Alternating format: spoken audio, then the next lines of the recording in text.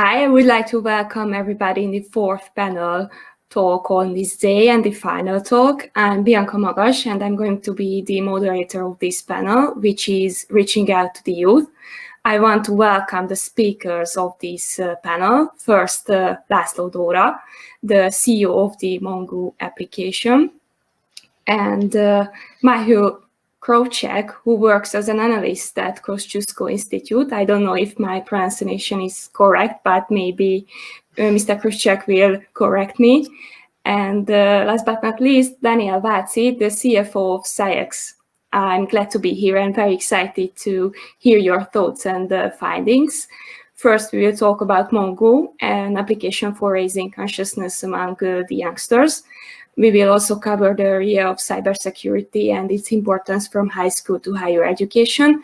And last but not least, we will talk about different cyber challenges, events, and the Cyex Camp 2021, which aims also to reach the younger generation. After the talk, there will be an opportunity to ask questions related to the topic at the end. So please, if you have any question, feel free to ask in the comment section below. If everybody is ready, I would like to start the discussion, and I'm turning right to László Dóra with my first question. In the previous panel talk, they spoke about that there are different programs at EU and NATO level to train and raise awareness of youth. And we heard about the importance of education and awareness. But what is the situation at national level? And please, can you introduce your program, Mongu, for us? Yeah, of course. Thank you. Thank you for the invitation, and thank you for welcoming. Yes, the application, we created an application called Mongu 14, and this is targeting kids between age 9 and 13. We think they are the people, the kids who are first faced to the threats of the internet, and they are responsible to protect themselves. So our application is really about showing and giving them the opportunity to learn how to protect themselves, especially on social networks, we try to achieve that through adventure game and entertaining videos. So we would like to translate all these threats into their language and also to interpret or show it as you know, not something that you have to be afraid of, but something you have to be aware and behave accordingly to protect yourself and not to harm others. If we have some time, I would be happy to, and if I can share, I would love to show the application. I don't know, Bianca, if I can do that. I think you can do that. Okay. So I thank you.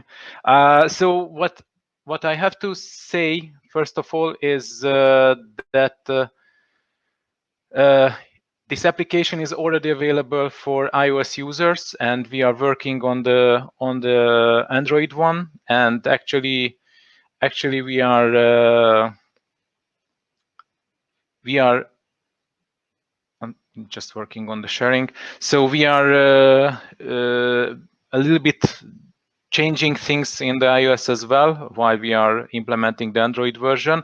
And now this is the development version, so you will find few things that might be not so good, like long text. So don't worry about that. It will all be nice and good in the end. And unfortunately, it's in Hungarian because we did some changes in the process of the game and haven't translated to English, but let me do it quickly. So here is as you can see the application. You have the feeling like that you browsing in a Instagram or Facebook. So we try to reflect in the UX as well the social media, and you will see the game as well also has these elements. And first lecture is about cookies. And the question is if do you like the cookie, like the chocolate one or caramel or the fruity one, and what about the HTTP cookies? So don't worry, HTTP is not a disease. Let's learn about this one. Unfortunately, it's muted. I don't know. There's some nice and shiny sounds as well. You have to miss now. Within a few months, you will see if you download the application. So did you hear? You may hear about the cookies. It was born in 1994 when there was no Google, and then Mongu, who you can see here, says that he's surprised that that in 1994 there were no Google. So what are the HTTP cookies? And two options now I can choose. These are information packages or pictures about the cookies. Let's take the second one, which is the wrong one, obviously. Mongu says he thinks no, but sounds more exciting than the other one. And then the narrator says that that no, it isn't. Then Mongu has another comment, says that you are winking like a fish in the bag. It's a Hungarian expression. I don't know if you know this one. And then it goes further. I don't want to sorry, just take it too long. So I just so here, and as you can see, this whole looks like a chat, again very similar to the experience that they already know. And in the end, we also would like to give some challenge to show just to let them work themselves, so they can also explore a little bit these things. Okay, it might be a long introduction. Sorry for that. Yep. Thank you for your presentation. I think it's a really innovative approach to teach the youngsters. And I would like to ask Mr. Krawczyk to present his work. If I'm right, you made a PowerPoint presentation for this occasion. So please share with us that too. Yes, hello, thank you. I hope you can hear me. Yes, perfectly. So my name is Michal Krawczyk. I work for the Kosciusko Institute in Poland. And you're right, I have a small presentation that I'm trying now to, okay, should work. Okay, please say if you can see it. I do. Okay, that's great. So I prepared small presentation to present our work and what we do. It goes about engaging and educating young people to the problem of cybersecurity, and not only cybersecurity. Really briefly, like I said, I represent the Kosciusko Institute. We are a non-governmental think tank and research institute established in 2000, based in Krakow, Poland. We were created to act in the interest of the socioeconomic development and security of Poland. We are originator and organizer of the European Cybersecurity Forum, Cybersec. Maybe some of you heard about it. It's one of the biggest cybersecurity conferences in Central and Eastern Europe. And main areas of our activities are around cybersecurity, disinformation, and energy sector. It goes about educating. We approaching the problem from two sides. We educate and engage. It goes about educating. I can present to you our program CyberSec for Youth, which is an educational workshop program directed at young people aged mostly 13, 19. It's designed to increase their online security in relation to data privacy, protection of IT systems and IT devices. Simultaneously, the other goal of this project was to improve the security system of the web that young users are using.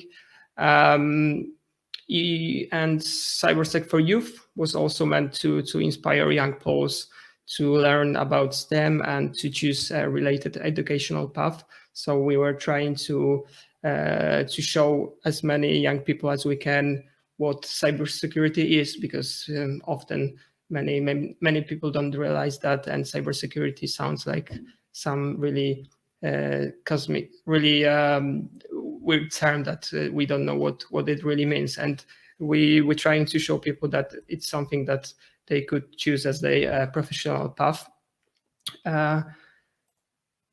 I have a few photos from this kind of events. It was held annually every year together with our CyberSec conference. We were gathering the young people to educate them about the problem and to show them what can they do if it goes about cybersecurity. We also have and started program Girls Go Cyber. We doing it together with AGH University of Science and Technology in Krakow. We conducted the Girls Go Cyber project, and which helped to bring more women into the IT sector with a special focus on cybersecurity. The project engaged 60 women in hands-on tech and engineering activities like programming and cybersecurity training. The goal was to broaden their understanding of cybersecurity issues from non-tech perspective. So it was designed to engage women that are not technical people, that are not maybe students of some technological universities, but more people from different areas of professional careers. So if it goes about engaging, I would like to present you two other our projects. One of them is CyberSec League. CyberSec League, it was again the project that we conducted together with CyberSec, our conference, and CyberSec League was held in Krakow 2 years ago. It was a new formula of events for IT-oriented students and young professionals. And to conduct it, we mixed the standards format such as hackathon, capture the flag, escape room, city game, and play the hack. Players were taking part in 24-hour gamified challenge, during which they had to solve cybersecurity riddles, logical quests, and even do some physical exercises. During the game, the participants had to face some technical tasks like analyzing the network traffic, decryption of HTTP connections, RSA algorithms, and many more. When it comes to participants' experience and satisfaction, according to evaluation forms filled by the players, 100% of them would take part again in that kind of in the same event. The results clearly show that by mixing the formulas and engaging participants on different layers, we created an event that was really interesting and that's been able to attract to cybersecurity young people from outside of the sector. A few photos from the game.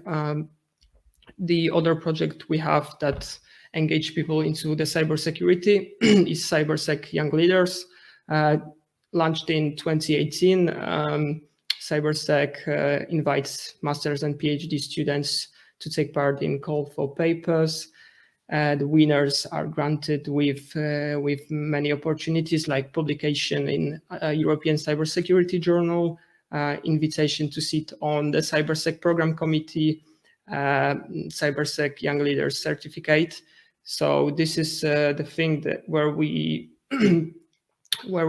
take where we're looking at cybersecurity from this different perspective, because it's focusing on domains of international relations, law, economics, national security or defense. So it's again not for technical people, but it's more for the people that would like to shape policy about cybersecurity, what we think is really important too. That's the journal where the winners can publish their article.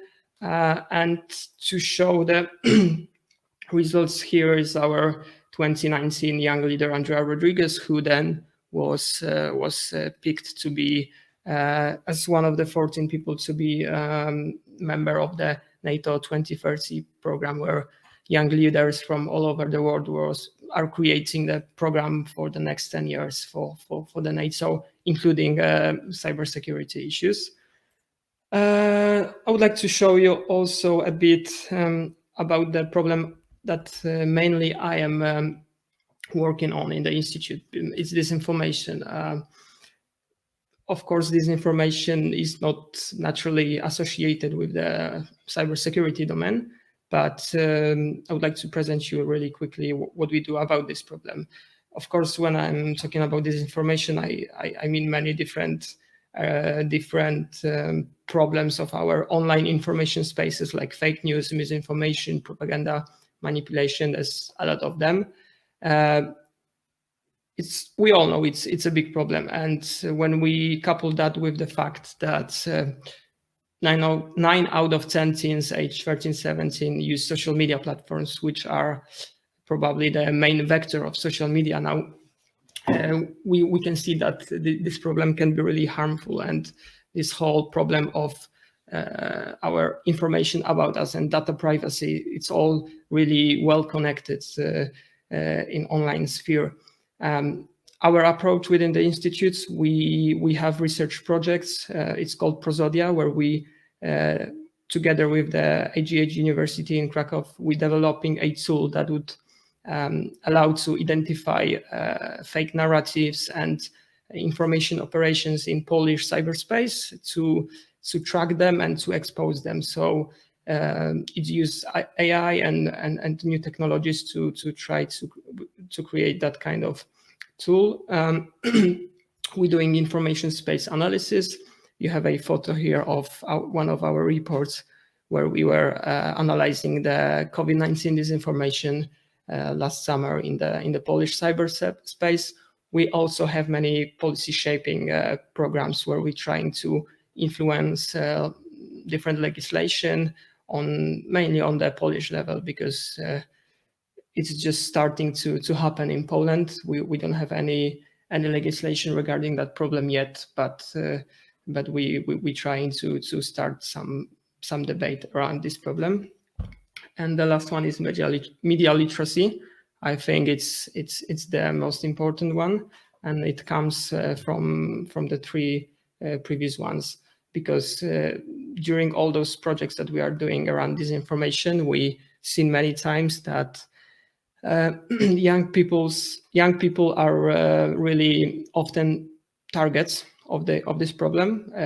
They are really, as I said, young people are on the social media all the times where all of this happens. When we were tracking the disinformation about COVID-19, one of the conclusion of this analysis was that the private closed groups on Facebook were these places where super spreaders were spreading this disinformation, and many young people were involved. And to connect all of that with the topic and subject of this panel, which is reaching out to the youth, I would like to show you one example. Maybe it's not from my work or our work within the Institute, but I think it shows really good that this has sense to reach to young people. I've got on this slide, you can see media literacy index, and I pointed on Finland, which is ranked first, as really often happens, because most of the times Finland is first in that kind of rankings. But yeah, that's good for Finns. How they've done it? They started educate young people in primary schools around 2014, and now that pays out. They have special media literacy courses. They have social studies classes, and what's really important, and what I think is really important to do, they do it in innovative approach. So I think it's when we talk about reaching to the youth, especially really young people, and educate them and engage them into the topics like cybersecurity or disinformation, we have to do it in innovative way to interest them, to show them that it can be interesting, and it's interesting way to do it, to show them how to keep this internet or information hygiene, how to be safe in the internet, but it cannot be boring. That's my approach. And yeah, but key to the success of Finland was definitely reaching out to the youth. That's the short presentation I made. Thank you. And thank you for your presentation about the projects and programs that your institution offers. They are really interesting. Now, I would like to ask Mr. Váczi to present the work of Cyex. Thank you so much. But before I jump into the topic, I would like to just reflect to the previous panel. Maybe the next time there should be an own panel about fake news. And you just mentioned that we should teach the youth how to protect themselves against this threat. And in the previous panel, we just agreed that maybe simulations is a good way to teach them. So maybe we should make a fake news simulation where they can create fake news and see how they can do. I can tell you that the game like this even exists, because lately I was playing the game where I was on the other side of the screen. So I was trying to build as best fake news as I could and to disseminate it in the internet, so it shows how it works. So yeah, it's a good idea, I'm sure. And it exists because it's called social media, but okay. So yeah, just quickly short introduction what Cyex does. I mean, as in the beginning of the whole day, we just mentioned that we have a mission that we would like build bridges between technology and people. And besides of of our platform, we organizing an event, a challenge for university students. But let me start with my own story, and actually this is a story of Cyex as well. A few years before, me and my co-founder went to a challenge that's called the Cyber 912, where we had to solve some cybersecurity issues. And when we made our solution for that exercise, we just thought how innovative solutions can be done. And actually, this is how we started to create our company and our platform itself. So I'm really, really believe that such an event, such a competition, a hackathon, and so on are really, really useful.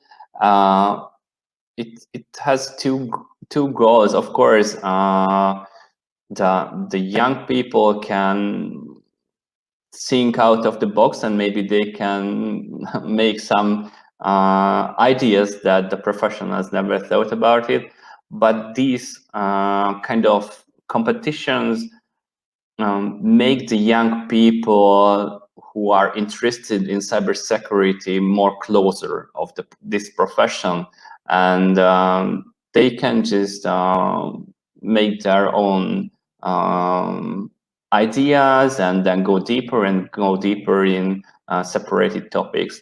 So when we just came back from this event, in this Cyber Sniper 12, there was national competition of this event in Hungary. And we just said with my co-founder that, okay, let's make even a better one here in Hungary. This was called, as I mentioned, the National Cyber Challenge. And we organized this with our colleagues and some volunteers. So what the result was that there is really a need of such a competition. This is not a CTF. This is not for exactly the technical guys. This is a tabletop exercise where more focusing on the policy side. But to be honest, when we are solving cyber incidents, cyber problems, we have to understand both sides, not just the techie side, but also the legal or other part of these topics. That's why we changed a bit of the focus that Cyber Sniper 12 did, and we made our challenge a bit more complex. So we put some kind of CTF elements to the tabletop exercise, which means that we're trying to help the university students to think complexly, understand all the topics that are related to cybersecurity, the cyberspace. And that's why we just organized this event. Last year, when we wanted to organize the event itself, we just mentioned, okay, just let's go for international level, and we opened the whole event to the whole CE region and even maybe the Western European students if they are interested. But because of this COVID situation, we didn't want it to organize, first of all, it's online, because the essence of this event is that the youngsters can meet with companies, with professionals who are doing the daily job in the cybersecurity field, and that's how they can learn from each other. And we said, okay, let's do for international. And now we see that the world is still not open yet. So we decided to organize the competition in the spring of 2021. It will be probably in the end of April or the beginning of May. And because it's not anymore a national competition, that we just called it Cyex Camp. And this event, actually, it's a kind of kickoff event as well, when the goal is to share information with each other, with the youngsters, because we really believe this is important. And just one more thing, what we believe, I think in the first and the previous panel also it was mentioned that we cannot start this whole topic to teach when the people are older. So we said that, okay, let's organize a competition for high school students as well. Of course, they don't need to solve global cyber problems, but cyberbullying is a topic that is really, really important. Maybe it's a bit connected to fake news as well, but it's a really important topic. And if we can show those guys, those high school students that, yes, there is this technology, there is a security part of it, and then they start to understand it also help to the whole community, the whole world to raise a bit more awareness. So this is the competition that we just that we organizing, and I think this is all from the beginning. Thank you for your presentation, and I would like to ask you that many of the speakers highlighted the importance of teaching the younger generation, but how can people be reached at different levels? I'm thinking about high schoolers, high school students, university students, and what level of age is it worth it? How can age groups be broken down, and what channels are available for this?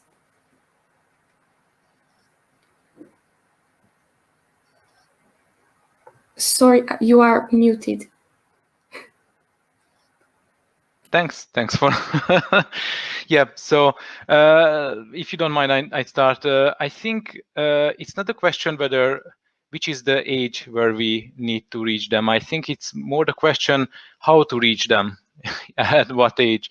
Of course, if they are too young, I mean, between 3 and 6, or even a little older, they are really not responsible for themselves. So we don't really want to teach them. We just want to protect them with some controlling mechanisms and stuff like that.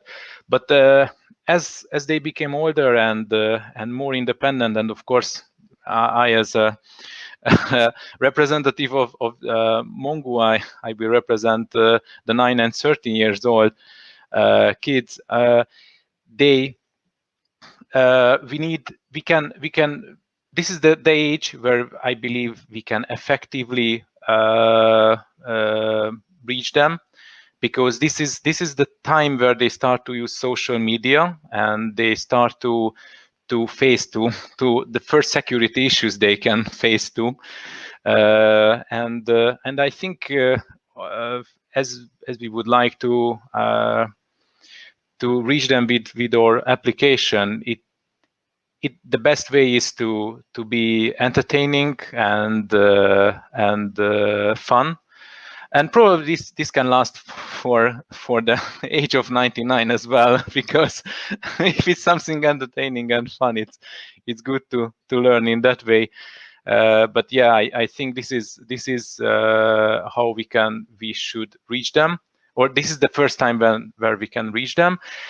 And the way is challenging for us as well. I have to say, I think.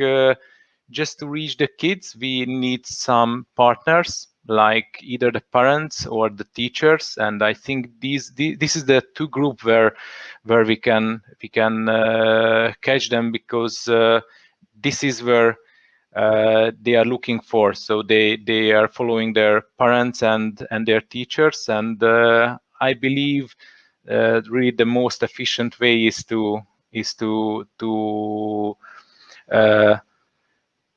reach the parents and the teachers. We started with parents, to be honest, and I have to say that was difficult either.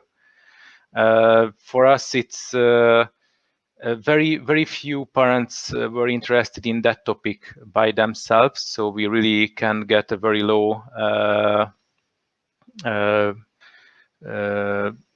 ratio. So I think parents are really they have their own problems, the offline problems, and they are focusing more on that today, and not really on the online problems. In many cases, they just try to control. Either they say, you are not allowed to use your phone, or just they let them do anything, anytime, as much the kids want. So we usually find these two approaches to the kids, and really difficult to find, and especially to educate the parents to deal with these issues. So that's a challenge. So for us, we now try to reach the teachers, and that could be either even more challenging. I don't know. We will see.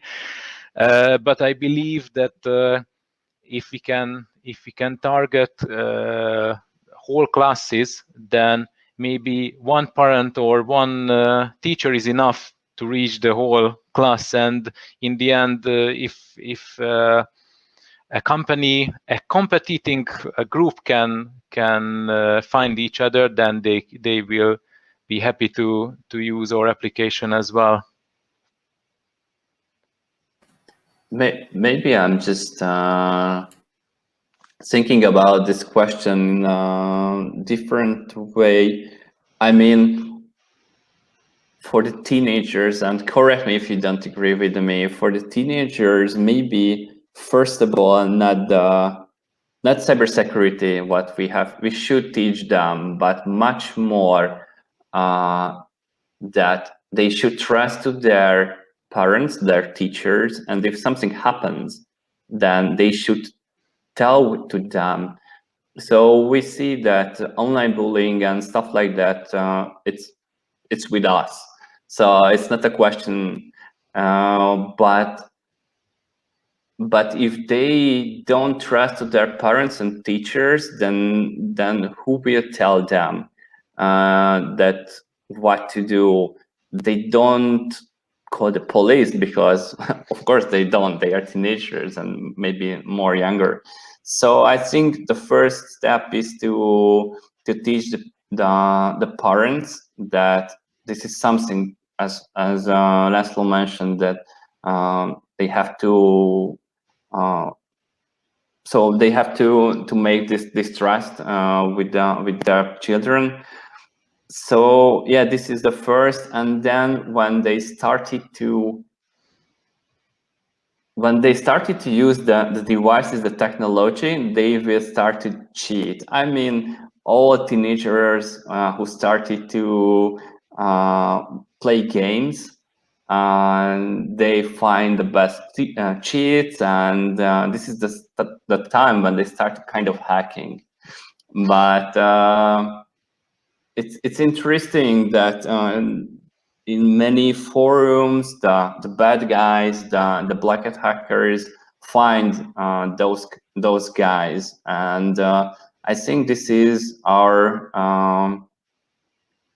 goal. I mean, the cybersecurity professionals' goal, that catch the interest of these teenagers as early as it's possible, and show them that hey, yes, you can hack and you can do whatever you want, but there is a legal way to do it. Maybe it is even more interesting. Maybe you can earn a lot of money with cybersecurity, because probably one hacker can do one big deal once in a lifetime. But social engineer expert or a penetration tester can make lots of interesting projects. Here I would separate two things. First of all, we have to differentiate talent management and general awareness. What you, in the second part of your talk, I think you talked more about the talent management, where we really want to grow the best cybersecurity experts, or yeah, the who are interested in and looking for these things. The general awareness is really for everyone, and I think it's the best for all of us, if everyone has this general awareness. I think the trust you mentioned is not really, or is beyond our control. I would say beyond the control of cybersecurity experts and teachers and whoever. I think it's something that it could be considered as a circumstance, and in some families this circumstance is not there for multiple reasons, and for the lucky ones it is there, and the kids will know who to turn to. What I think you also mentioned that parents needs to be educated as well. I completely agree on that, especially because the kids can turn to their parents and they can trust the parents in some topic and do not trust in other topics. And I think online world is the one which were easy to lose the trust. We did a little research and we asked kids and parents about the applications on the kids' device. If the parents know what the applications are on their kids' device, and the difference was quite significant. So very few parents know anything about TikTok and Discord, and of course most of them mentioned Facebook, which is not really true. They have the Facebook because they have to, because of their teachers, not because they want to use the platform. And yeah, parents were correct about the YouTube and the Instagram, but there were a lot of applications that parents don't know, and that's quite normal, I would say, because they are not the target of those applications. Like TikTok is really not for the parents; these are for teenagers and people around 20s. So that's right. But you know, if the kid turn to their parents because she or he has a problem, and the parent cannot handle it or don't even see it as a problem because the parents live more in the offline world, and they are quite stable on that, but the kids live more on the digital world. And you know, if anything goes wrong, it's really like shaking the whole world. And if the parents cannot understand that and cannot handle the problem at the level the kids handle, then the kid will see that there's no help from the parents, and it's very easy to lose that trust you mentioned, I think. And the trust is really the key in this scenario, because if the trust is there, they know who to turn to, and if anything goes wrong, still they know that I have parents who can protect me, and everything will be okay. If the trust is not there, nothing really can happen. Nothing really can be good, and they can lose the trust in the world as well. If I can add something, I I think that in the world now where we cannot expect that parents will be experts on every new app that will show up, because we have so many new things coming all the time. So I think the key would be here, and it's important to educate. So I think the school is the place that should be the first place where these kids are taught about the internet hygiene, the media literacy and stuff like that, because we can teach them some things that they can use, some universal things about internet, about security, that they can use later using different things and facing different problems. So I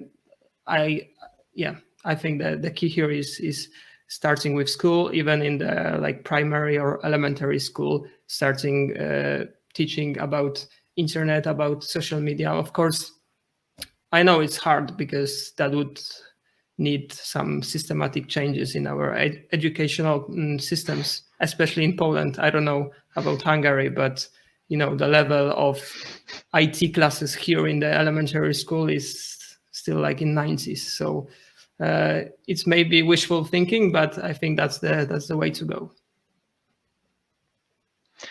I agree in many aspects, and I have to say probably the same situation in Hungary as in Poland. I think the problem here is as you mentioned, like in the age of 90s or similar, and but the problem is that the teachers themselves are not the one who would be followed by by the kids either. So I think one thing we learned from COVID is the digital knowledge is not at the level we would expect. At least this is what I read from what happened. A year ago, middle of March, we turned to online learning. I think it was lasted for till the end of the school, and from autumn, our president said that we have to keep the offline learning as long as we can. And for me, it said that it was a failure. So many, as I heard, teachers were lost. I mean, they didn't know how to handle those things. Kids were lost. even in very good regions, I heard that the kids just disappeared for that couple of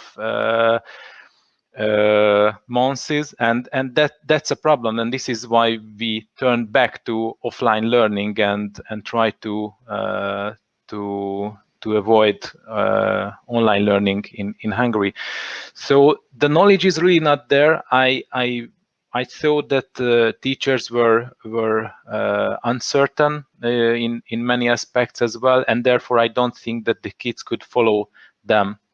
What I see, though, that kids can help each other if they have a good relationship with each other. Of course, it's not good for the one who is the target of the cyberbullying, but for the rest. So that's another issue we should handle. But until the only way we handle digital world in school, that we are saying you are not allowed to use your mobile, you are not allowed to use Wikipedia, you are not allowed to use things like that, I don't think that this is the best place where it can grow at the moment. We have to change that. I think we have to change the system, the way we teach our kids, but I'm afraid that we are very far from that one at this moment, especially in Hungary. And as I understood from your words in Poland, the situation is very similar. But what if just we make a little step? I mean, I think this is not the case that we should ask the grammar teachers to teach them, or the math teachers.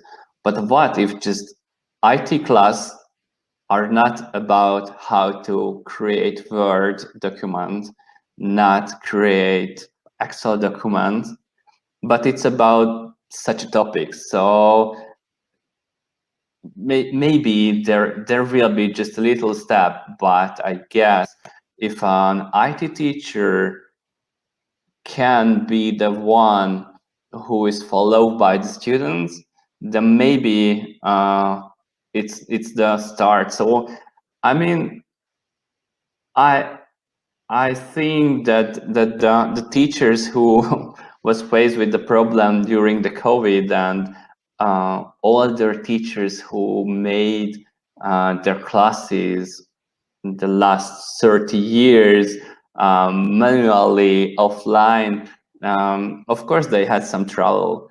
But I think this is more important, that why the IT teachers just don't do those steps to teach the young people. I talked with very enthusiastic teachers, and I thought that they are suffering from the system. The system is so strict, and they have to follow and teach so many things that they disagree, that they don't have enough capacity and enough energy to do those changes. I think this whole system is very strict, and you as a teacher, you have to follow exactly what's written, and you have to teach according to the the agenda, whatever, and this is what you have to do. If you would like to add some more, then it takes you a lot of time, it takes kids a lot of time, and I don't think it fits to this system at this moment. Actually, what we would like to achieve with Mongu is exactly to target those enthusiastic teachers, IT teachers, or the head teacher of the class, and maybe we can step in and say, okay, for example, as an ID teacher, you can give the best mark to the kids who completed, I don't know, 10 challenges in Mongu, and maybe that somehow starts something, and this is easy for a teacher and good for the whole group, for the whole class. This is what we hope that we can achieve in the next semester, but we will see what obstacles will come to this one. Does anyone want to add something to this topic? Well, okay, we get a question from the audience to all the panelists. What do you think, who has more responsibility in the cyber education of the youngsters? Private sector like Mongu and Cyex, or non-profit government sector like Kosciusko Institute? What could be the healthy balance? I think, yeah. I think it's a problem, like system problem. It's not about either private companies or non-governmental organization, but it should be a mix of them. But what I'm trying to say is that this should be the goal of the whole educational system, because now, as we mentioned previously, we moved so much of our lives, such a big parts of our lives, into the digital spheres, that this should be the primary goal of educational system. And non-governmental organizations, private organizations should, of course, be within this process, but not as the main vectors. So that's what I would say. Thanks. Yeah, I agree, actually. So I think if this is the system what is around us, and I guess this is not just Eastern European problem. I think the whole world facing with this, of course, in different levels. But I think the only way that the whole world should just understand that how quickly we're changing, and I know change the whole education system is not an easy. So we are talking from behind these cameras and say, yeah, this is not the way how to do, and it's not an easy step to do it. And I see good movements from different directions. But yeah, we have to force that. Okay, yeah, let's change somehow the whole education system. Even though just how teach the youth the digital the cyber hygiene. So yeah, I agree. Yeah, basically I agree, and I think what we really need a governmental background and support for this one. I don't think it's important whether it's private, profit-oriented or non-profit sector. I think both will find its place if we have the right support from the government. Thank you. We've spoken about the importance of education, but now I want to ask you if is the younger generation more vulnerable? What are are they more effective? How is the attack vector different? What techniques are used against them? What are the dangers that we are trying to protect them from? Well, I can start, I think. Yeah, that's for sure. They're facing with different problems than us. I mean, people from my age and from the age of my parents or my grandparents, because this is obvious, probably obvious for them that if there is a phishing, it's so there are no free iPhones, and there are no free things, even though there are lots of cases when young people gone through these attacks as well. But this generation is just use the technology as a daily routine. And if I'm thinking about this problem from the perspective of a social engineer who is trying to trick them, then they just should understand what are those applications, what László just mentioned, that the parents, they don't know, and maybe this can be a weak point. So when TikTok is here and the parents don't know what's TikTok, then maybe this is one vector when they can enter it. So I think we should start thinking about this topic from this way. If you are talking about vulnerability, I don't think that they technically more vulnerable than any of us. And I'm not mentioning cybersecurity experts, but in general the adults. But I think social and psychological wise, they are more vulnerable. They are not stable enough. They more vulnerable to cyberbullying.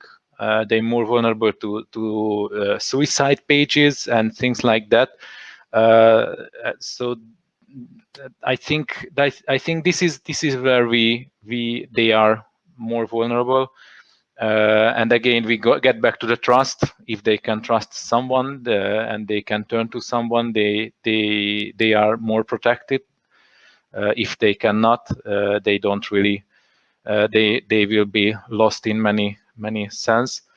I think the motivation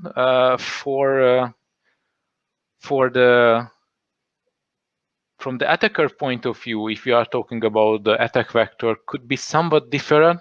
Maybe an attacker would go less for the money, like it would go for would target an adult, like some ransomwares or Bitcoin stealing or things like that.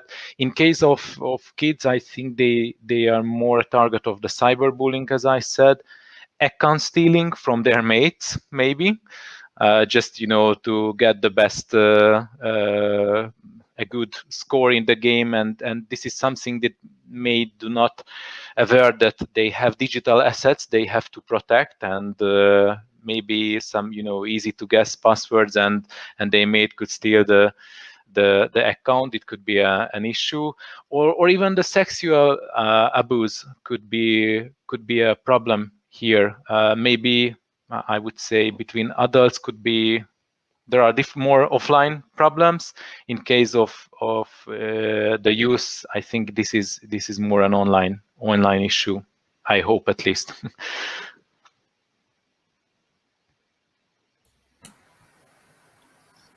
Mr. Krawczyk, do you want to add something to this topic? Well, I of course agree with what my colleague said.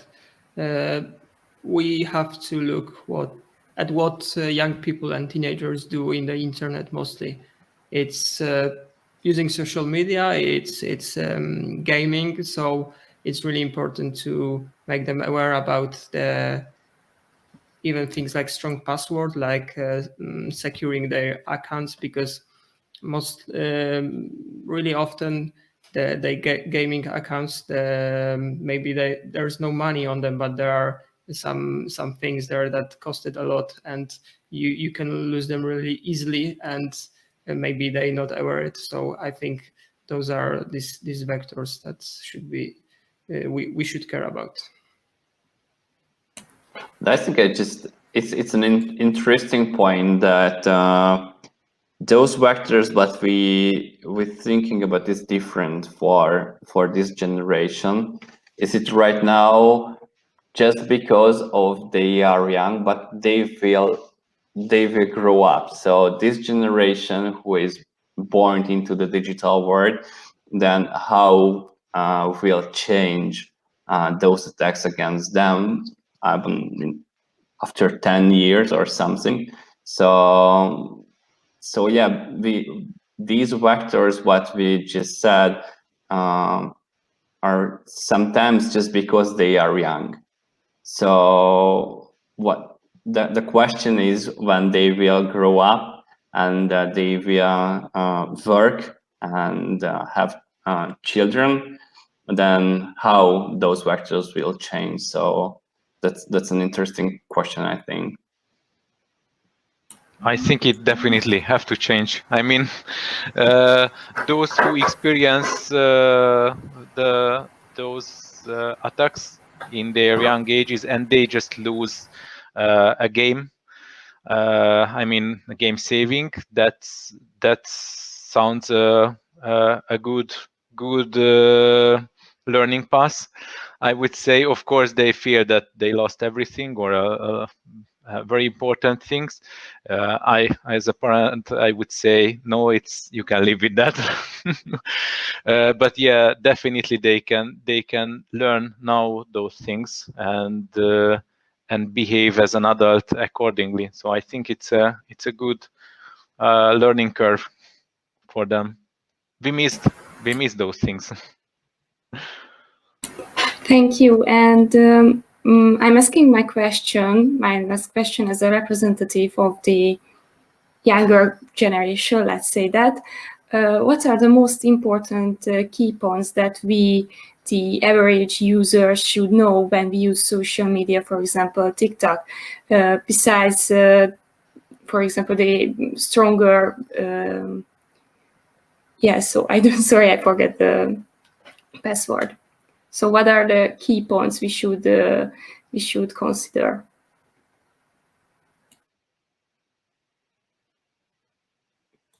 Good question. Yeah, go for it. Go for it. Okay. So when using social media, just remember to always check any information, especially the information that it seems to be from weird source, or it is information in form of meme or photo. So always check sources, always check twice.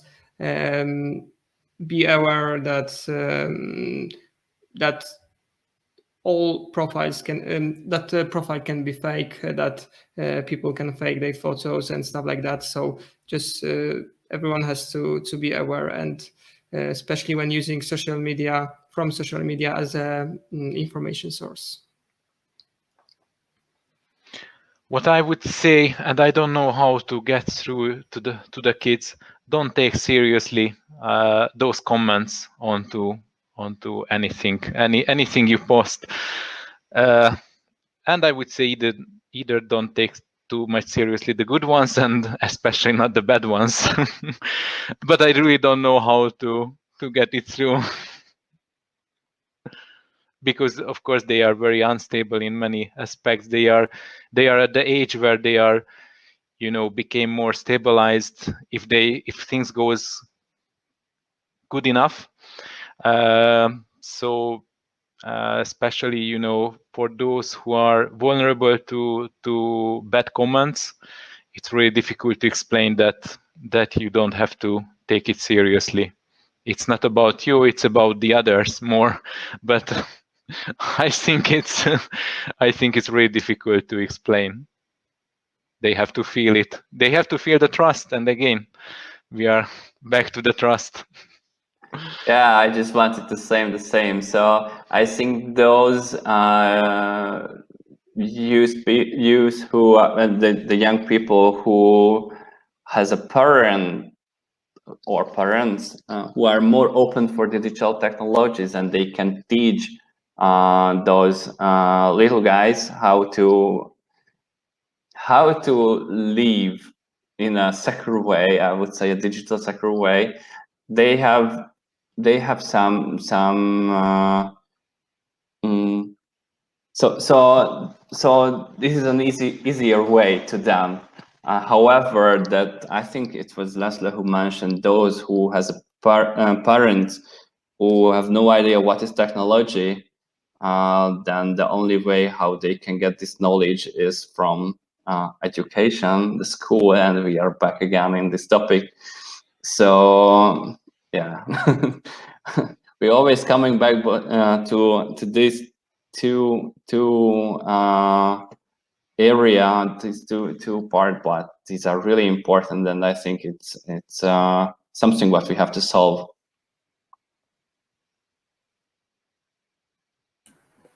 Thank you, and I think we are running out of time, so I think this is the time to close this interesting panel talk, and I thank you for your presentation and your thoughts regarding the topic.